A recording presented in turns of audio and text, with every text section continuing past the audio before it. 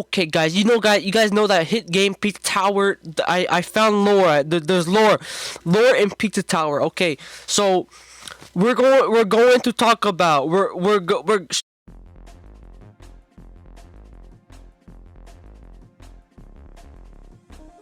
so today we're going to start from the very beginning of the Pizza Tower lore. The three main characters: Peppino, Gustavo, and the Noise. The three best friends trio. So we're gonna start from the beginning of the friendship, which was golf, the level golf. By the way, I'm going to use the levels and the title cards as lore. I don't know if I'm gonna have sections of this lore cut in pieces, so it's good. So first we're gonna talk about like this. We're gonna talk about also every boss being every point of Peppino's lifestyle, where he wanted to be like an artist or some shit. So you know, I got you.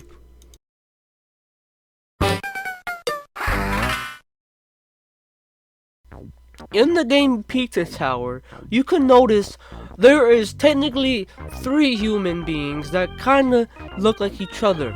We have the Noise, Peppino, and Gustavo. What you notice about all of them, they all are wearing chef hats, and they all got their own thing. Like, the Noise is against pizza, while Gustavo and Peppino are both working with pizza. So, there was lore back then that those 3 were actually best friends. As you can tell, here, hold on. Let me pull up the level golf. In the level golf, you can find a little secret. Peppino, Gustavo, and the Noise together. You can see all 3 of them hanging out at golf. All you have to do is go all the way, go halfway through the level, and then just keep going. And you should keep going, just keep going. You don't have to keep doing the golf thing. But look, right there. Did you miss it? Oh, hold on. Let's go back. Hold on. Let's go back. Look, right there. You don't see him? Oh, I certainly do. Here, hold on. Let me get to a better spot, and then I'm going to enhance the image, okay?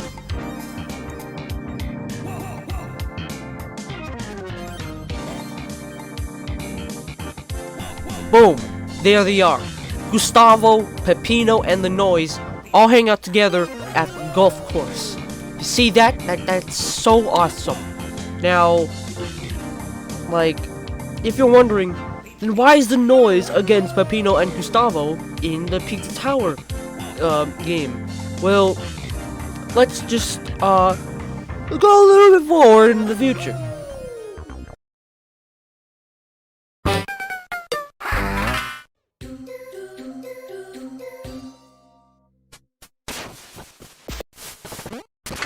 Here in this level, you can only see 2 members of the trio, Peppino and Gustavo.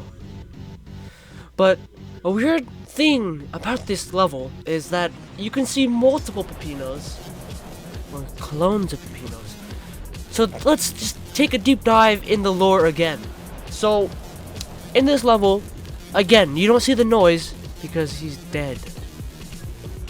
But during the war, they probably got adopted by aliens, because there are clones of Peppino, or I'm probably mistaken, because the reason why I'm saying aliens, because there is multiple, there's just I think 2 alien levels, but I'm just saying Peppino probably got adopted, but the Noise probably died mid-war. But on to the lore still. The Noise is dead, and at some point in the in the level, you see clones of Peppino. So that could mean that it is after the Noise died, the clones could represent the personality or his a split mind is taking control of, like, it's becoming in process, and those clones could probably turn into those bosses you fight, which are the things that Peppino liked to do or wanted to do, you know. Or actually no, it makes sense that he probably, you know, did do and wanted to follow those dreams before he lost his mind.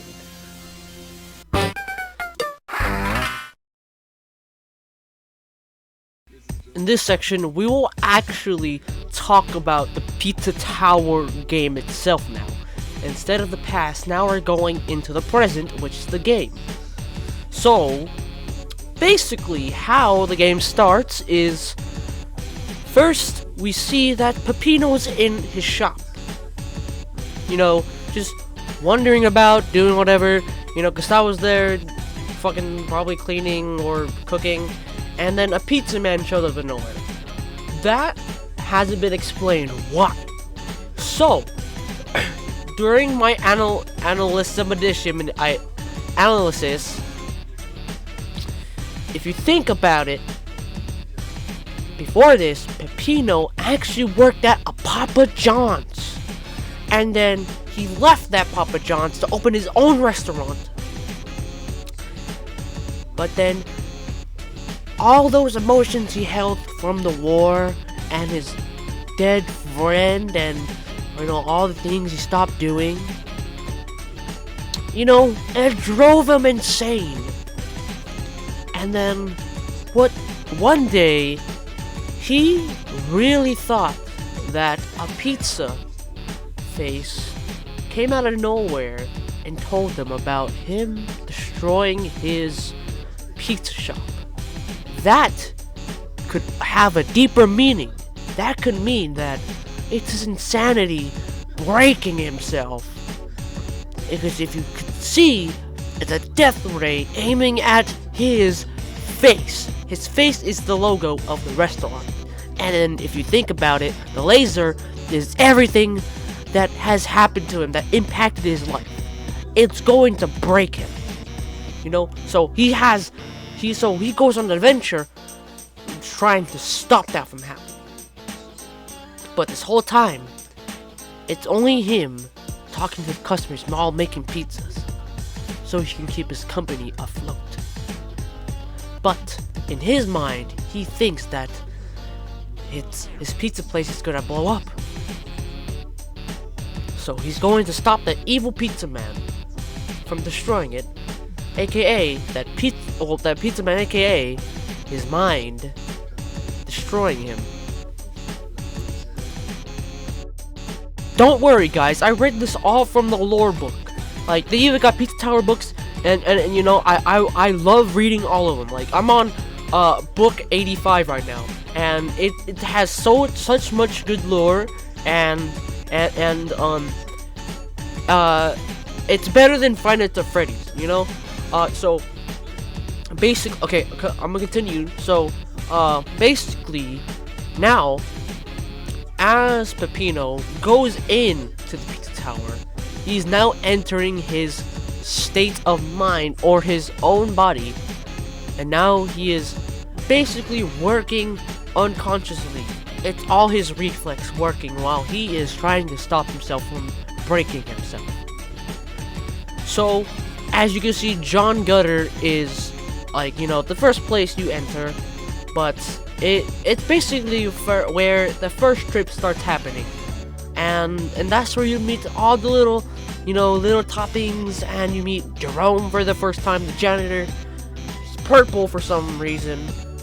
You know, that's just the guy trying to help him unlock his memories again. You know, to get rid of the trauma. And as you can see, Gustavo's there guiding him, you know, for backup. And that's how you know they've been really good friends. So as the levels go on, like after John Gutter, this Pizza Escape, blah blah blah, you will fight your first boss. which is the Pepperman.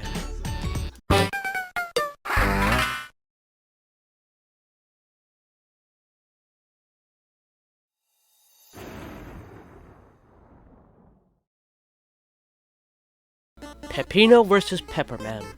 What does this mean?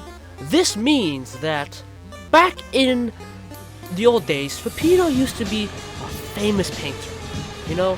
And like, he was so good that he got so much fame from it. And he really loved painting. Like, as you can see in the background, Pepperman loved painting himself. And, you know, it really got to him, you know, because, like, you see, he's been working on himself a lot. So, this can symbolize that this was Peppino back in the old days, before Gustavo and the Noise appeared. Because, as you can tell, this douchebag is so rude and so strong. Like, even his laughs, like his, like, not laugh, music, fucking, his scared noises, whatever the hell. He just sounds like an absolute douchebag because the fame got to him and he's a narcissist. And that's what probably Peppino went through. And that's probably why he stopped painting. And if you, like, see in the second phase of the Pepperman fight, this can show that it really got out of hand. It got to the point where Peppino started going crazy on people, only liking his own art than others, thinking he's above everyone else. And he thinks that his art is so superior and, you know, he's way better than Gustavo and the Noise. Well, that was way before he met them, because the way he met Gustavo and the Noise, when he was painting, and he was through that moment of his life where he became narcissistic because the fame got to him. Peppino would make fun of Gustavo and the Noise because they kept trying to help Peppino. But if you could see, it did work.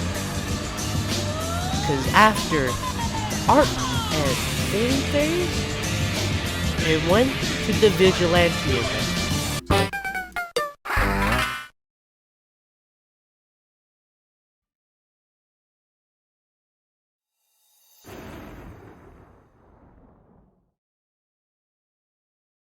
Peppino versus the vigilante. What does this mean? This means that after the group met,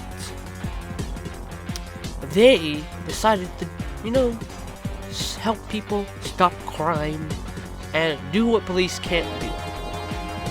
You know, save the world and stuff. Well, they at least tried.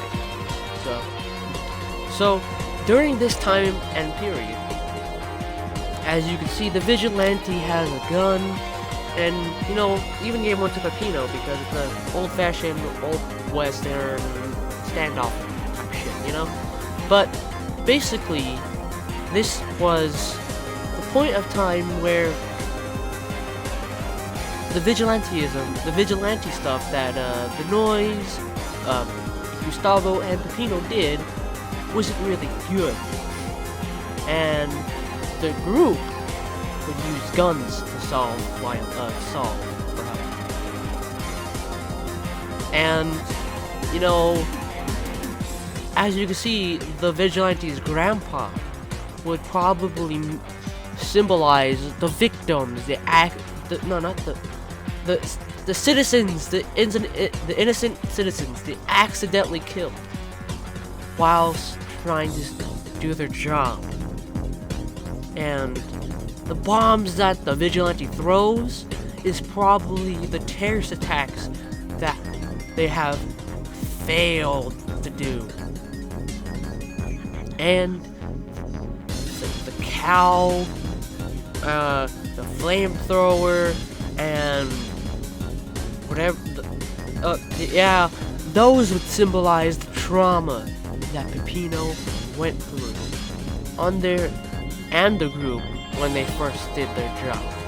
But as time goes by, because obviously you win, you could tell it went alright. Because, you know, you won. So, basically, this is where the war would take place. Like, not now, but like after the vigilante shenanigans they did. That's when war happened, and then that's when the noise died.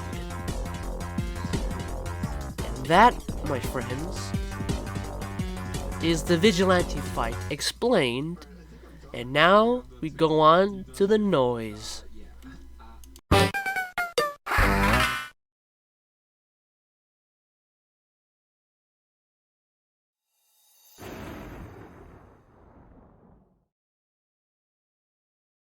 Ah yes, the noise and Peppino reunited again. Just kidding. This noise is not the real noise. This is just a fragment of Peppino's mind fighting Peppino. It's just because Peppino is dealing with the loss of his best friend, the noise. So he is literally fighting the grief. All of it. You know, he still imagines the noise as the most wacky, funny, goofy, fucking pizza-hating dude, I assume. Well, I assume pizza-hating because he's kind of based off annoyed, but... So, that's what I was saying. But yes, Peppino is fighting the noise because it is his grief he's dealing with after his friend died in the war. Just like I said with the clones turning into the things that happened and the things he did. This is one thing that happened to him that he can never forget about. The death of his best friend. So, as you can tell, he finally gets along with this grief he's been having. And now, after it's fixed, we can deal with the imposter syndrome.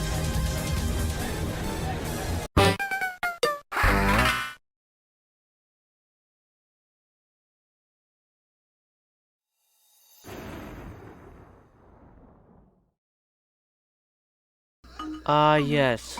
The thing that everyone likes to see. A person versus themselves.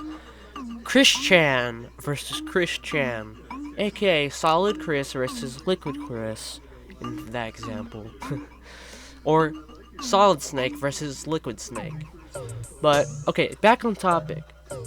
In this section, fake Peppino would represent the identity fraud or identity crisis and the insecurities of Peppino.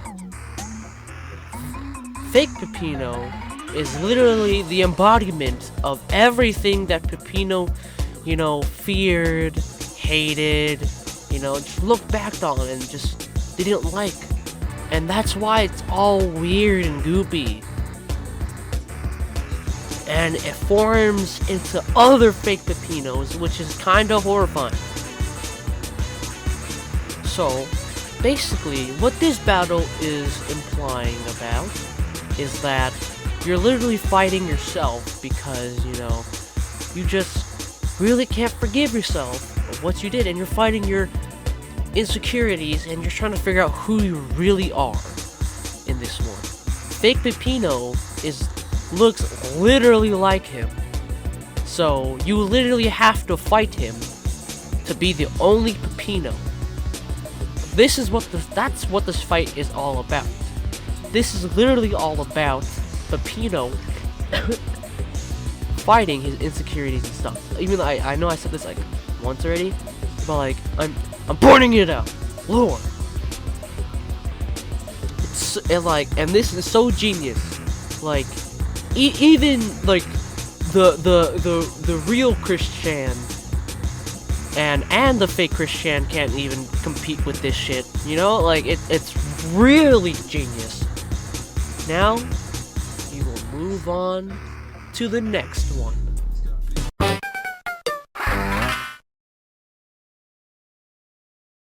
I had to go to another save file for this, but look, listen. I'm going to go ahead and talk about something that I've been telling others who know about this place of worship, that you did this.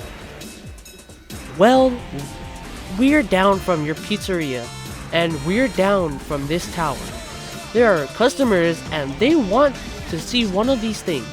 So I got a friend, he went down one of those floors, and this guy came up next to me, and the idea was, why is that when you're in the upper part of the tower, there's this pizza face character, then there's a man from your previous life leading the way? There's a pizza in your tower with all this information. Now this could mean that there is a Peppino that went back in time. Oh, okay. That is enough lore for today. I hope you guys liked this. If you did, please like and subscribe to the Squidgely. Now, please, I mean, it's free if you want, but please like. It will help me get recommended a lot. But thank you guys for listening to the theory. But hey, remember, that's just a proposition. A really wild proposition. Thanks for watching.